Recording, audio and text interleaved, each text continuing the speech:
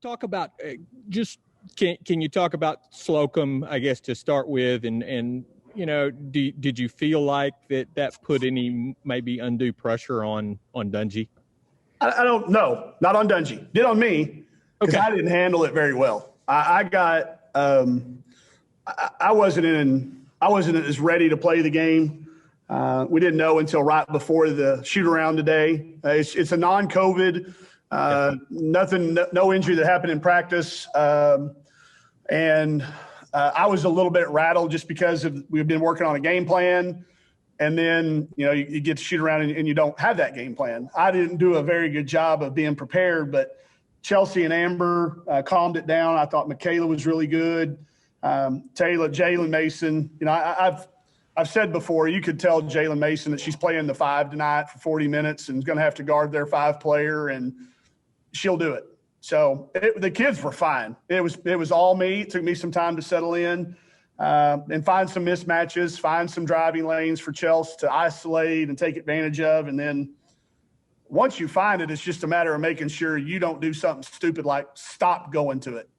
Like getting bored with success or trying to outthink the game. Just keep going at what's working. But the kids were phenomenal. And I thought they handled it. We've settled in. I was just saying last week about how I thought our rotation and our roles had been so clearly identified. And then you take out, a second or third leading scorer and a 35-minute-a-night kid and a good ball defender. You had the makings of an opportunity to not show up and play well. You had the delay, you had a lot of different things that you could have made an excuse about, but man, our kids, just like always, just show up and battle, and it's going to be tough, and it's going to be a fight, and we got some fighters. Is it fair to call it an illness? Is that? Yeah. Okay. Yeah, I think so. I mean, yeah. Thanks, Coach. You got it. Steve, you got anything? You've seen it before, but how special is it for Chelsea Dungy to just put up 38 points like that? And you've seen it before, but in the SEC to do it consistently like she does. Man, I don't want to ever take it for granted, Steve. You don't ever want to take it for granted because it's so hard to do against defenses that are down there that are scouting. They got coaches that are scouting, and they got game plans to not let that happen. And it's written down, and then to go out and just to be able to do it consistently. When she crossed the 2,000 point barrier, we talked about consistency. But big games when it's needed the most, I think is what I'm going to remember about her. The most is that those 38s and 41s and 37s they're not coming against schools that we had to pay money to come in here and play against. These are SEC caliber, and obviously Ole Miss is coming off a win against Kentucky and Alabama, and they're certainly gaining respect in our league that they so richly deserve. But for her to do that consistently, man, let's not ever take it for granted. Paul, you got anything? Sure. Can you talk about Amber? I mean, that was one thing that might get lost in all this. Yeah. She just seemed like found something in the mid-range and just kept going to it. There's a lot of nights she'll draw the defender that the other people might be trying to hide a little bit, and she's so good at making them wrong. I told her I might need her for 40 because she was going to be the backup point guard, which she has played, I think, 2 possessions of all year.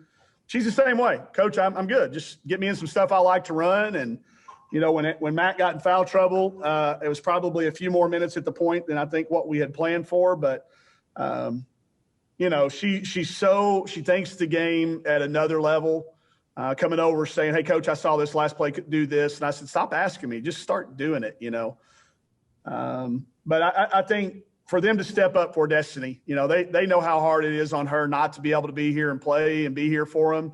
I thought it was great of those guys to say, Coach, we got this. We're good. And we led for all but 15 seconds tonight. And I think I'm not sure we've done that all year long. Steve, go ahead if you got anything else.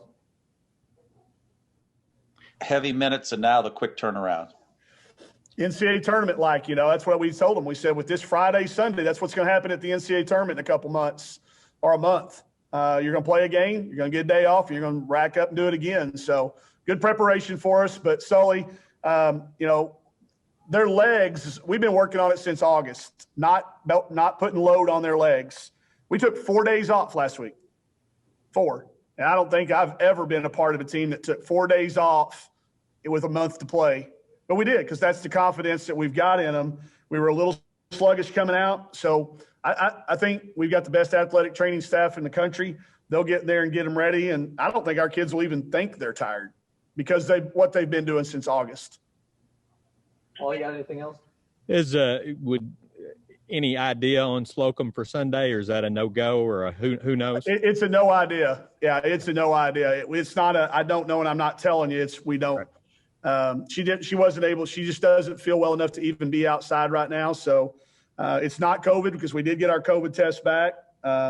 So we're hopeful that it's not maybe a late arriving one.